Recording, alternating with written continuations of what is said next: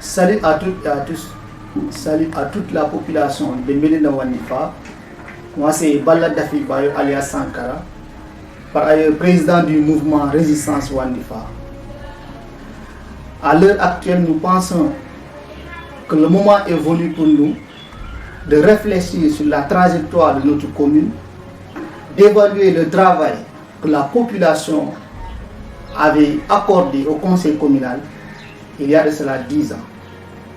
Vous savez que Médina Wandifa est érigé en commune par le décret 748 du 10 juin 2008.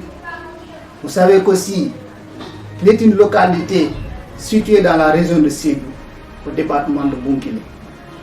Vitrine aux portes de la naturelle Casamance, cette cité est le cœur des 3 régions du sud du Sénégal.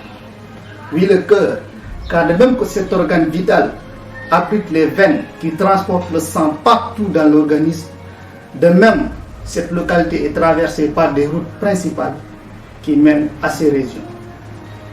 Chers concitoyens et compatriotes, voyez donc qu'incontestablement, cette cité est condamnée à devenir une ville phare, un pôle économique, une locomotive qui devrait pouvoir tirer le train de l'émergence en Casamance. Mais hélas, après 10 ans de commune, la localité stagne encore dans la pauvreté, dans la précarité. Par conséquent, l'émergence reste pour les populations un horizon inaccessible. Car même les besoins primaires et fondamentaux des populations demeurent insatisfaits, irrésolus. À l'heure actuelle, nos mamans et nos sœurs continuent malgré elles à tirer des cordes au niveau des puits qui font 35 mètres de profondeur pour simplement disposer de l'eau. Les eaux usées stagnent encore dans les rues, au point que certaines routes demeurent quasiment impraticables après une précipitation pluviale. Pendant 10 ans de commune, les étudiants n'ont jamais reçu de subventions, sinon des aumônes occasionnelles et politiques dont ils sont pressés de jubiler sur les réseaux sociaux, plutôt que de régler définitivement le calvaire étudiantin. Sans oublier le manque d'électrification de certaines zones, l'inexistence criarde de places publiques, d'espaces verts, encore moins d'une salle de réunion ni d'une salle de sport, et même pas un terrain basket.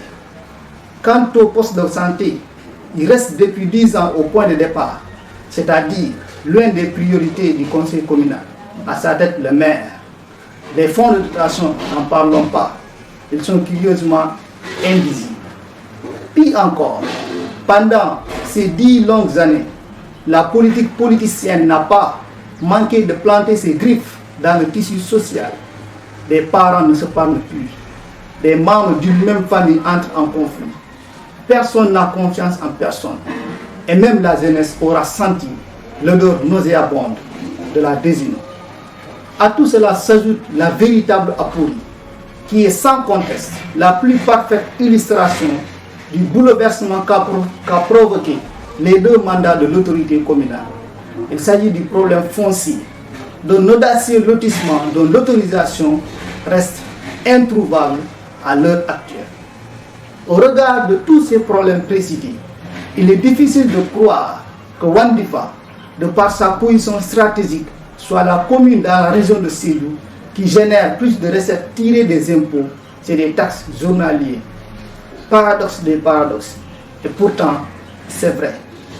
Et pendant ce temps, l'autorité en personne a connu une ascension sociale et économique fulgurante.